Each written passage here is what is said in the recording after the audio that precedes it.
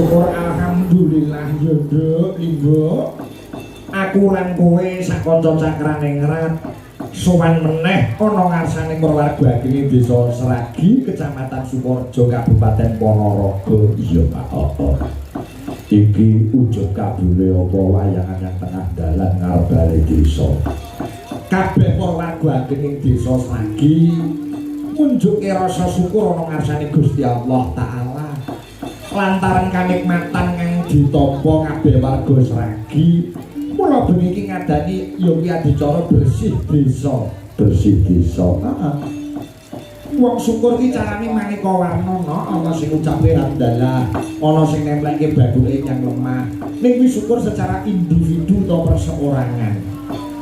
Mbah-mbahe dhewe biyen gaweke acara syukur secara massal, acara bersama-sama ya kuwi bersih desa atau bersih dusun. Ngono.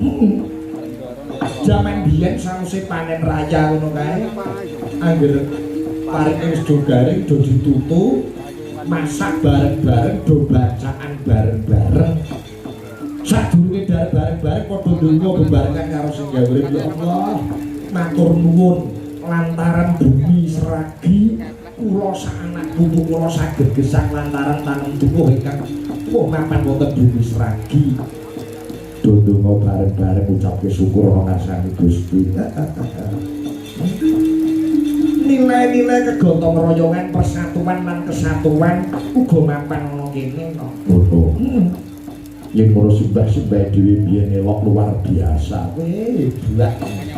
Kiai biyen wah cerdas kono. Piye supaya anak putune rukun, anak putune ora lali syukur karo sing gawe urip. Ndak tahun pisan ngadani acara bersih desa. Bersih desa, resik-resik desane.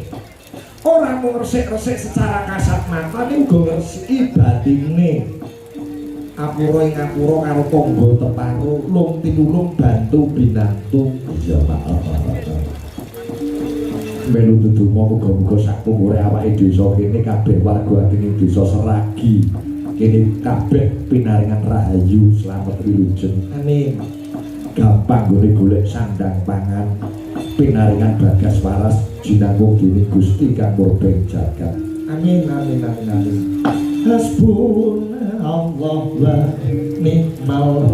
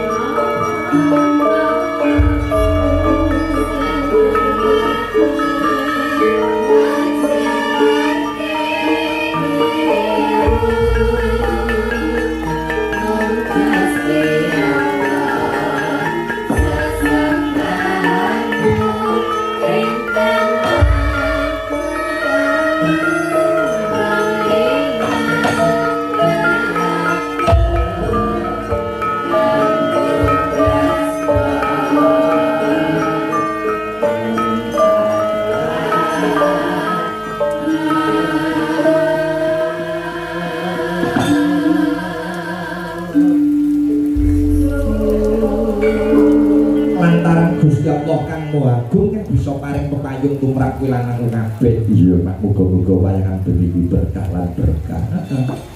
Mergo Bathara wis 5 taun kene iki ora ngadani bersih desa. Oh. Iki mengeti 352 tahun desa Sragi. Matur nuwun Jeng, panjenenganipun Bapak Kades, panjenenganipun Mbah Lurah, Mbah Kateni, Sembah nuwun. so sedaya para perangkat desa Sragi. Iya ya matur nuwun ya Pak. Wong wayangan bengi iki ora jarak, Ora sengaja. ora sengaja. Mbah Eko iki jagongan karo Mbah iki. Ya piye iki? Mbah Lurah layangan. Akhirnya dadi ngono. rasa kakek romat rapat. Ayo terus dadi. Sembah nuwun dumateng Mbah Eko Agus Supriyadi PT Sewa Kencana. Sembah nuwun Ibu Mujiatin. Ayo yang sudah menjadi donatur. Matur nuwun. Donature go sembah nuwun dumateng UD Barokah Mulia, Bu Hajar Ibu Mas Luro, Bapak ABC, Bapak Haji Mulyono. Bakune sore mau terus dilunasi karo Mbah Eko aku. Oh ngono.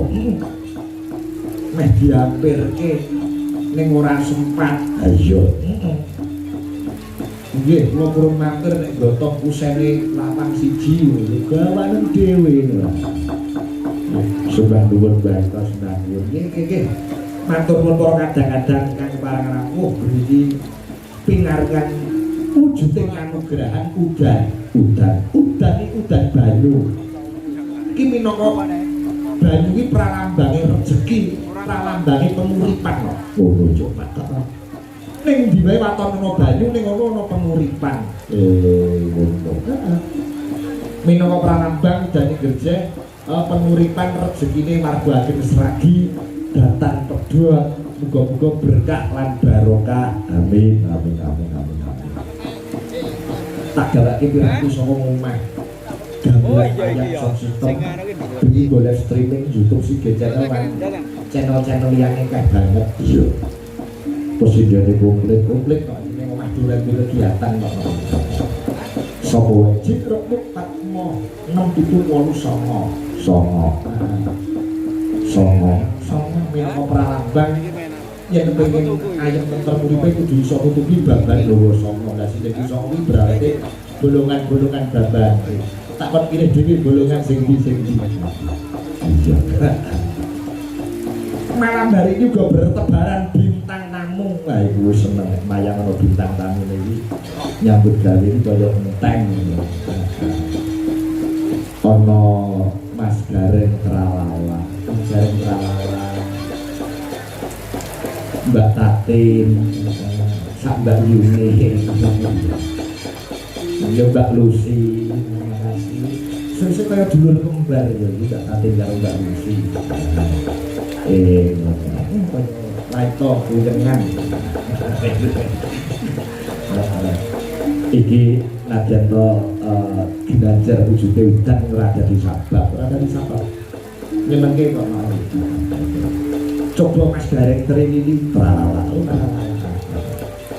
gede kok. Nek cilik li dilah. Iya, Pak. Gareng tekan ngendi-ngendi. Gareng kuda. Lho kepelek. Kuwi sosok kowe Gareng. Yo Mas Gareng. Sing tak senengi anggere WA Gareng iki mesti mangsulane apik. Iya. Halo Mas Gareng Tralala. Mangsulane dene yo kober-koberin wis dawa. Terima kasih telah menghubungi Gatra Group. Silakan beritahu apa yang ada kami bantu. Info job aja WA DP H-7 lunasan H-1. Kok iso kober-koberin wis. Kuwi otomatis. Coba Mas Gareng diaturi munggah kene. Dilupake praon kok. Perahu layar. Ya, coba aja apa dadah.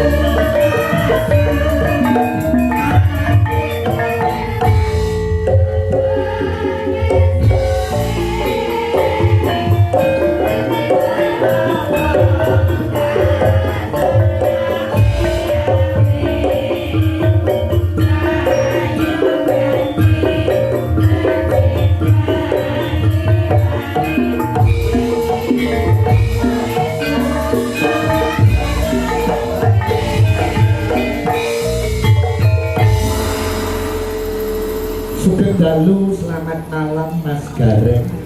Sugeng dalu, selamat malam Pak Ige. Nggih. Nek Gareng niku pancen kata sanget dalu mriku.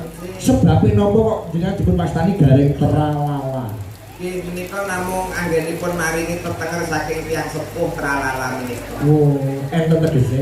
Mboten wonten. Mboten enten. Ikut diapur mun Pak.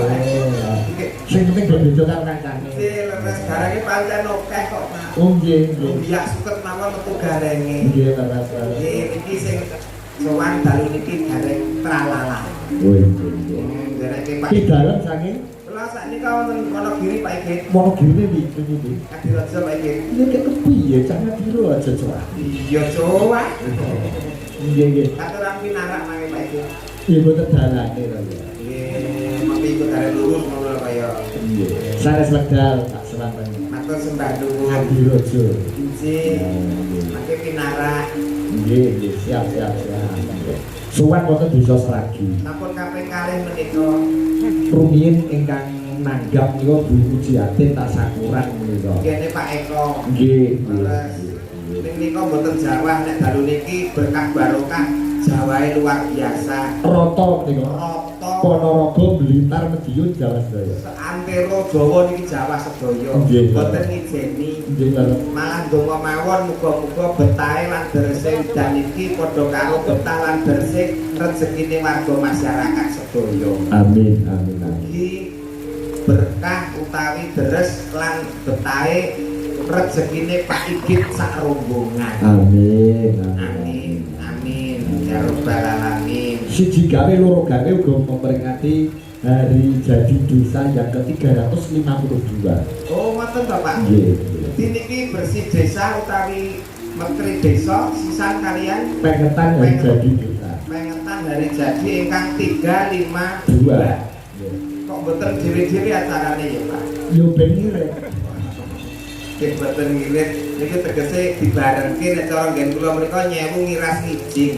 Nggih lah. Jadi dibarengke ucapan selamat hari jadi desa Sragi ingkang kaping 350 kalih. Nggih. Mugi-mugi desa Sragi semakin maju, Amin. semakin makmur, Amin. semakin sejahtera. Amin. Amin ya Matur nuwun Rabbal dhumateng Mbah Lurah, alamin. Mbah Lurah, Mbah Kateni. Mbah Kateni, Nggih. nggih boten kesupen Pak Eko matur sembah nuwun. Nggih, nggih. Kalebet kula menika ingkang maringi Mbah Eko, Pak Eko. Matur nuwun Pak Eko sampun paring rezeki. Nggih, monggo sore pejabat kalih kula. Terus nanti Nampunke sampeyan. ngoten to Pak. Mas Gareng Tralala pun namo dereng. Dereng lha kok sesuk nek bar wayahe ampun ken mulih sik nggih Pak Ini iki. penting berarti. Oh nggih. Enten Jenengan dikersake Mbah Eko. oh nggih. Arep dicor nggo patung ngarep omah. Ngarep gapura kae. Ya sia-sia to Pak iki. Dadi kaya patung rumah makan malah. Nggih, tangane kan ngeten terus. Lah nggih, patung selamat datang rumah makan ngoten Nggih, niku. sing ngarep doko. Nggih, baku ngadina Pak Igit. Wong nyatane nggawane nggih Jawa kados mekaten sing samukawisipun penonton estunipun sampun kuwatah sanget ning karono Jawa niki lho sami Aduh, wandu. aduh, lha itu ngemper-emperan kuwi. Ngemper-emper menika wonten sing jlepit-jlepit Pak. Mugi dipun pirsani menika lumantar YouTube ingkang kathah. Kuatah sangat banget lho, pamerane lha rakyat ngene. Pun kamera YouTube, TikTok napa pun hebat sedaya niki live streaming siaran langsung Pak Sigit wonten ing Sragi Ponorogo. Pinaringan ayom-ayom tentrem sedayanipun warga masyarakat tebih saking sedaya bodho pangencana caket kabagyan kamulyan manggih kesah ingkang sarwa keleresan nggih Pak Igit. Sedaya pinaringan rezeki ingkang kathah berkah barokah lan melimpah. Amin. Warga masyarakat Sragi sayanipun pinaringan selamat donya lan akhiratipun. Amin. Ten Pak Igit. Dengaran kok lunyu lambemu kok lancar le omongan. Udanan. Iya. Pak. Udanan. Mboten ijen Mboten ijen wonten Mbak Lucy. Mbak Lucy kalian Mbak Mbak Tatin Titok. Nggih. Mbak Lucy rumiyin ingkang kok. Oh ngoten. Nggih, nggih. Monggo. Jumeneng mriki Mbak Lucy. Ojo ninggal aku trimo gonceng Kira bukan nanti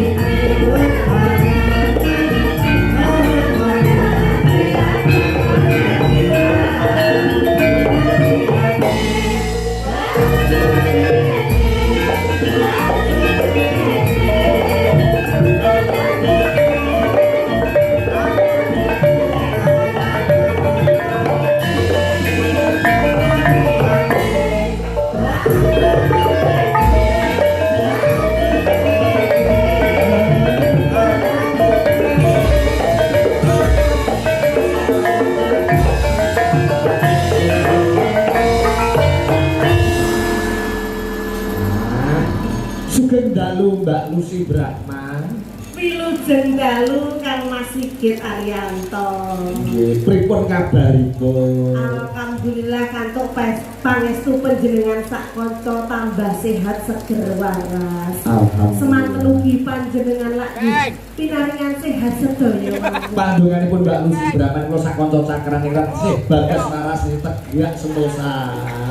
Rama saya sowan wonten mriki sampun kaping kalih Inggih. bali kalian dulur lanang Mas Eko. Inggih. Mboten kathah numpen Kang Mas Murah. Nggih. Saha bapa-bapa sedaya para sponsor dalu niki. Ingkang sampun kersa ngamalaken rezekinipun kagem desa Sragi. Matur sembah nuwun ugi kula aturaken. Dumateng Sinten? menika para rawuh khususnya para undangan menika wonten dari kecamatan juga dari polsek dari Koramil Sukoharjo nggih wis pokoke kathah saking dinas ugi rawuh mboten kathah lumpen salam sungkem kula dumateng masyarakat desa Sragi. Sugeng pinanggih malih mugi tansah seger waras dayanipun. Amin. Nderek dedonga mugi-mugi bibar inggih purwa menika saged kinabulan ingkang dipun suwun masyarakat desa Sragi. Desane ayem tentrem dipun tebihaken saking sedaya sengkala ingkang dumugi. Desane tambah maju. Para perangkate khususnya Pak Lurah lan kanca-kanca perangkat tansah diparingi kelancaran lan kesehatan. Dumateng Budewan Mas Eko wis pokoke matur suwun yang tak terhingga. Lantaran dionya kita wis dilidir saged sowan mriki. Ya Iki kok koyo mati apa ngono rek kok. Ketika Mbak Lucy ora disawang iman-iman lho Pak Igit ngeten iki. lha kok iman-iman piye? Madhep mriku wae bokonge, wah, Pak, sugeng karo Pak Igit. Pepanggihan malih wonten Sragi Pak Igit. Ya ampun, bokonge Pak Igit. Piye? Gede sisih. Kowe ngani Mbak Lucy cacat berarti. Mboten cacat. Kok mau gede sisih? Kok nek gede sisih iki cacat. Cacat. Jadi kok kudune bapak timbang. Iki motone padha kabeh, ora ono gede sisih. Mbok menawa di anu mbok ngaca, wong ki lek arep alok ki ya ngaca. Garwane ning omah ki kaya apa? Pomot padha-padha wedi kowe. Didelok ning YouTube wedi kowe. Bojomu lek gedine ya sak cakruk. iya ya. Bojone garek budi, Mbak. Alah. Jenengan riko lho mboten percaya. Piye? Assalamualaikum tatak-tatak, Pak. Heeh. Mas Gareng wonten jero iki blasteran. Heeh. Ngene mlakune. Piye mlaku? Plok. Ngono kuwi. Kok ana plok-plok apa ana sing keplok dhewe? Lah juga itu wedi kok. Bojoku lek obah ono plok-plok. Bojoku lagi sikatane muni plok-plok. Kaya iya. Genat. Genep ra genep piye. Kae sing kae dope mati sisih. Ora tak tambake wis tak benake. Ora enek bojo kok dok mati sisih. Ngarani bojoku PC ngono to. Ora, bojone Mas Gareng iki piye ngedak ya. Iki lho, pasike sing wis besok. Aku rono. Lho, Kuwi bojone Mas Gareng piye kowe nyambut tamu. Mesem terus. Mas Gareng wonten nggih mesem terus. Aku rono. Pak iki lho saksine. Guyu, bojomu nek guyu terus Gendeng Pak. Amin. Amin. Bojomu guyu ae. Apa enak tenan. Wedi. Jebule wedi karo bojone. Lah, Pak, Apa kuwi? Jabule wedi karo bojone. Bojo kula nek nesu mekrok lho, Pak. Apa nih? Oke, lemune kok pendang dino kula ganti jongkel Pak ngerno bunga omah nglawangi sesak kok, Pak. Dalu iki sing rawon niku wah luar biasa pokok niku youtuber dari manapun aja, baik dari Facebook, TikTok, YouTube, elok apa wis lewat media massa. Jadi ngeten Pak Igit, nadyanto wonten lokasi kahanane Jawa sing nonton mboten kados wingi, ning ingkang wonten YouTube menika melimpah penonton Pak. Melimpah. Tegese warga masyarakat Sragi ugi memberikan yang namanya hiburan untuk yang di luar sana melalui channel YouTube, TikTok dan lain-lain. Nggih, kan wonten segi channel sudah 2.400. Loh, 2.400. Itu baru segi channel dari channel Mbak Lucy. Channel Lucy itu ya. Itu 7.000. susuk telu. Niki kagem warga masyarakat Sragi. Nggih Pak Buko niku teng mriki remenane sing nyemak-nyemak riye. Laras napa Pak? Liuran-liuran. Oh jadi kan ikan pageran mriki wong cilikane sampeyan Lah nggih mriki. nggih cilikan kula teng mriki tapi nggih sak jog jumlah kula mbe ditanggap mriki. Sowan makane kula remen sanget saged sowan para pepundan Sragi niku wonten Pak Lek kula nggih wonten Pak Leke anu sapa iki jenenge Mas Eko. Nggih. SD-ne teng mriki. Boten. Iki kula SMA. SMA. Nggih, numpang teng mriki. Pas ayu-ayune. Kok tenan Pak body wis ngono. Sakit cilik ketenggangane wis ngleang iki. Masih saiki kula niku nggih langsing lho sak jane. Semono ki langsing. Lah.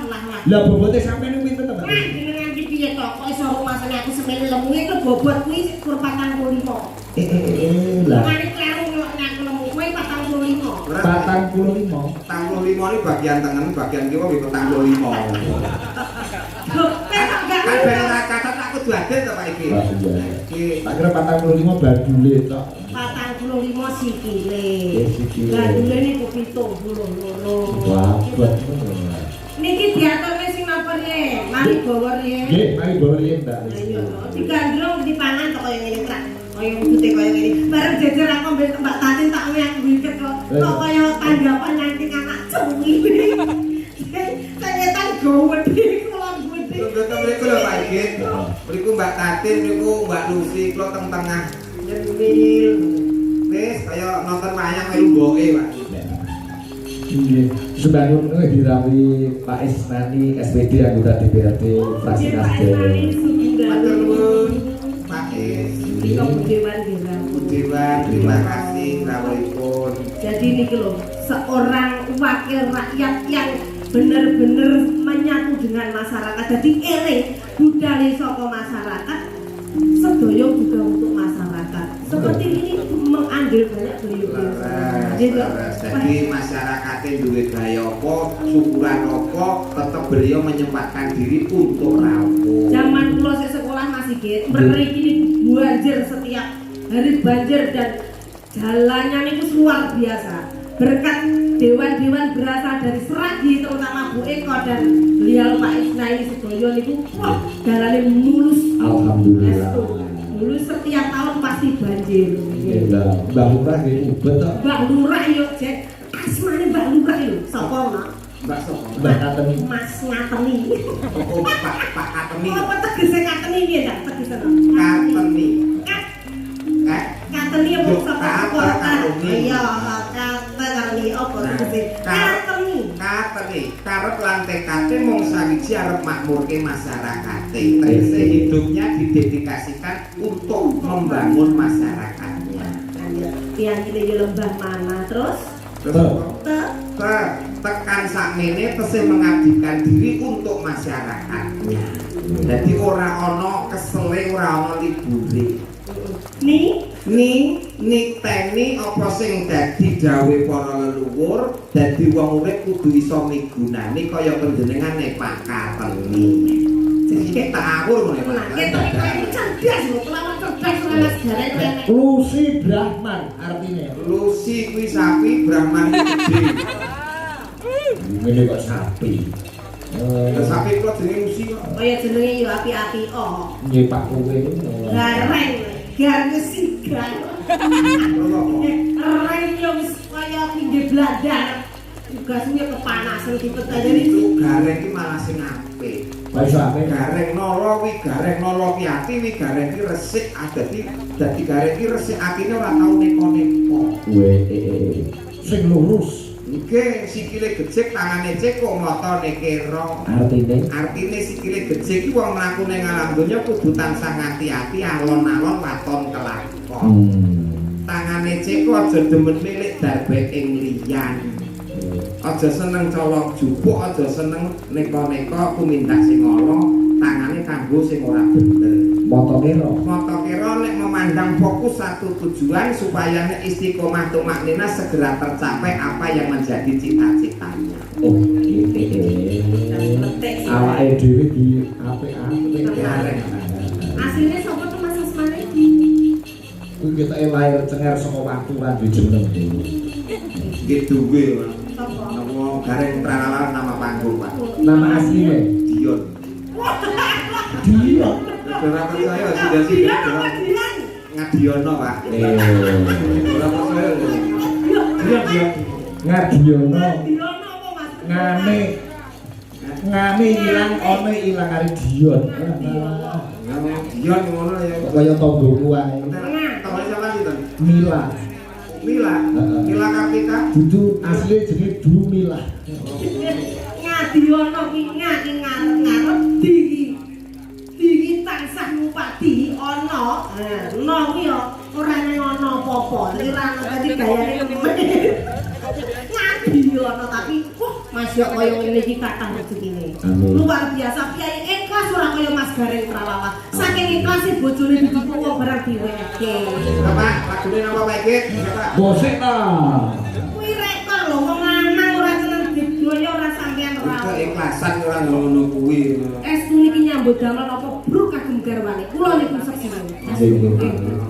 Berarti padha karo aku kowe rek. Nggih. Wong kula iki duit ra seneng kok, Pak. Tenane. Nggih. Kok iso ngomong nek bojoku pangan wong senengane. Lah ki piye to? Lah ketok ora. Lah yo seben to yo. Pilihane ngono kok malah enteng wong lanang ra di bojo malah enteng kok. Beban hidupe berkurang iki Pak Iki. Ambuh. Ngono kok. Ora di bojo ora masalah. Lah terus kowe nek ngono piye? Tuku. Jujur. Sing ngono iki luwe. Luwe tuku sego. Oh. Ngono maksude. Udah kuning kan sih napa? Udah kuning barani. Apa? Manut. Nggih, udah. Apa sing anu ala-ala wetanan gitu. Siap pitanan apa? Pak. Dari ini lagi lu karo gak tatil. Oh iya, lah iya piye to Mas to? Niki sing apisan apa sebentuk kasar, Pak? Alusan saya. Alusan sing ngembangi badan alus kok. Kowe karena di Mbak Lucy demit. Mboten tegese iki alus piyayine, Mak. Ngendikane ya alus. Sesi deman riyen mawon nggih. Oh iya. Kang Rekto Piyai Jawa Timur. Mbah Sukron Mbah Surono. Sukron Surono. Remenane Piyai Ponorogo. Nggih. Pinten?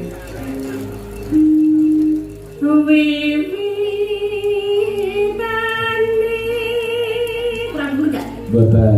Pas. Engko nek kurang dhuwur gareng di ganjel kancane. Balik nek, kowe kan gandrung to? Heeh. Sesi deman kan cinta sing delik-delikan. Nggih. Wewi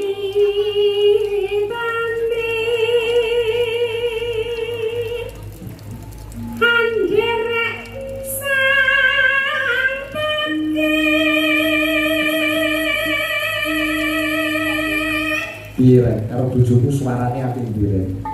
Saya niki, Pak. Oh. Ning banter bojo kula. Kok iso banter? Bojo kula iku nek nyanyi banter bengok-bengok, Pak. Rocker. Bisu. Amin. Alhamdulillah.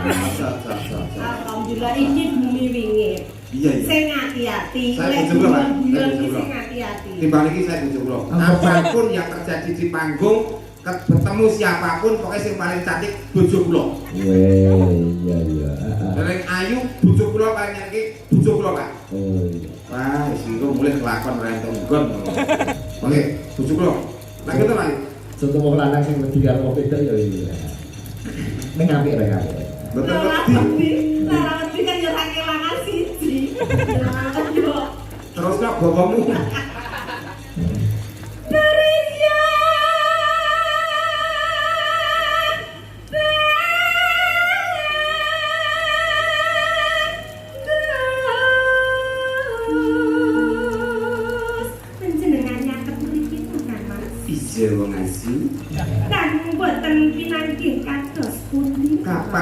hatiku wong asu.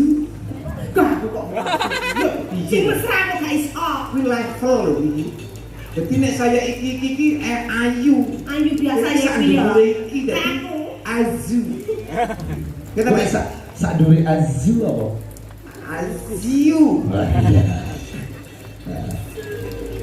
Kang olah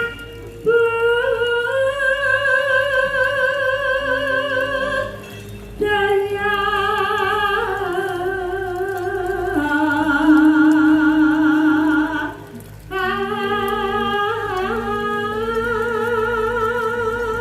Panjenengan mriki to Kang Mas? Iya, wis cedak banget iki apa kurang cedak ta azu? Kados pundi to penggali panjenengan niku?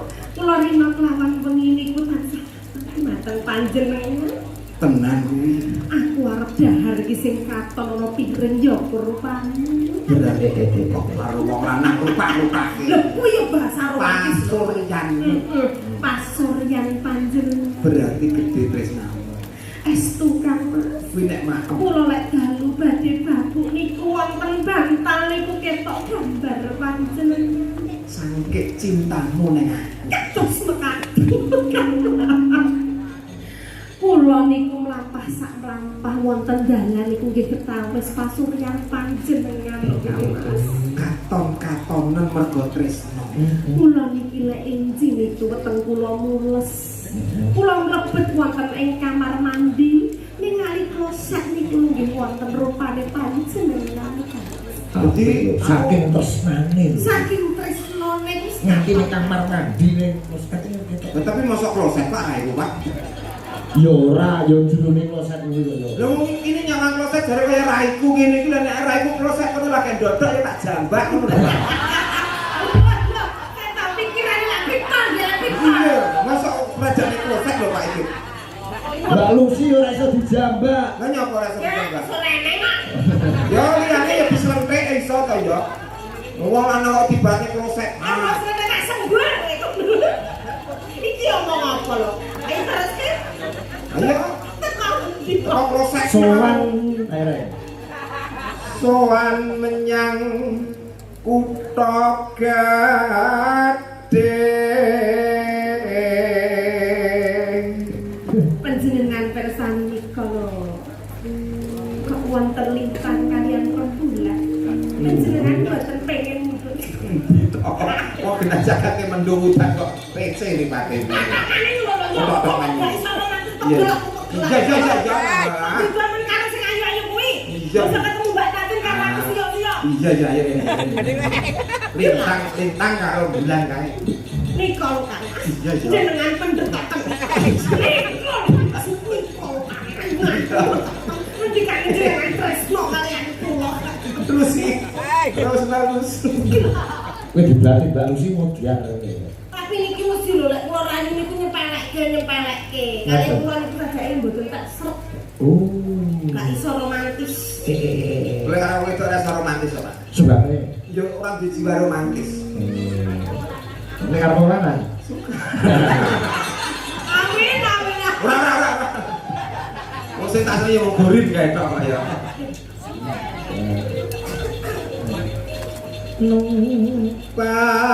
Bandara terus kayung-yung. Rai, Dun. boleh iso nyuwara. Iya lah. Yo juragan sound system kok yo. Sound system iki. Pasti Pak. Ora kok dol. Lah kula nggih nglayani musik jadul-jadul niku. Jare rusak. Nggon nggih rusak nih kula nggih Pak, nek dari kula dandani. Weh. Orang dhewe sing ngeten iki. Pengen mireng swatene sang. Suarane sermu piye to? Umpami dingin napa Pak iki? Bingung MC. Yo MC dangdut ya. Iya, si dangdut. Bapak-ibu berbahagia. Barbar diri bersarbar carpur sari burit dan dutnya carkar ternar. Kok kangen er. Carkar ternar. Speakernya pun meler-meler. Oh. Itu kayak dangdut. Oh. Gini apa boleh? Gue bayangan gitu. Bayang iso. Sakit Pak. Contohnya. Gue kayak barbar diri pertunjukan bayar kiri sikir Arjanto dari utara barat.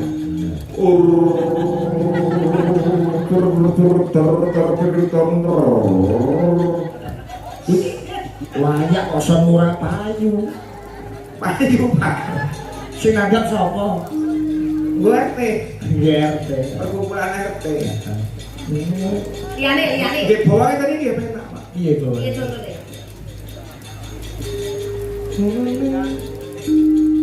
Serentar biru.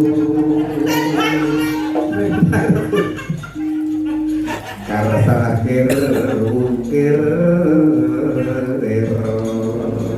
Ojo ora nusan kuwi, nusan ku malah ketularan, Bos. Tar.